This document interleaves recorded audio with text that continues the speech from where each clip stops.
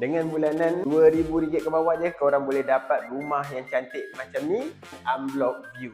Jom tengok video ni sampai habis. Rumah low cost double story terletak di Jalan Lading 22, Ulu Tiram. Korang boleh tengok dulu kawasan unblock view dia. Jalan ni pun agak besar.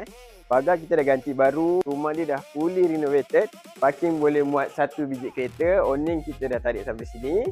Pintu macam biasa kita bagi safety door. Dan ini kawasan living hall dia. Living hall dia kita dah siap buat cornice elbow. Bahagian bawah tangga ni next, kalau korang nak buat store, korang boleh tambah lah. Ni bilik bawah, katil queen pun tak ada masalah. Bahagian kitchen cabinet dia dah siap dengan tabletop. Dah siap full tiles. Pintu belakang pun kita bagi safety door. Ni tempat laundry dia, korang boleh letak sini. Ni toilet bahagian bawah. Jom kita pergi pada bahagian atas dia. Untuk bahagian tangga dia, kita dah pasang SPC floor. Dah siap dengan tempat hadang tangga. Atas semua SPC floor. Ini bilik yang kedua, bilik master bedroom. Dah siap dengan toilet. Agak besar juga. Ini bilik yang ketiga. Lebih kurang besar macam bilik sebelah sana.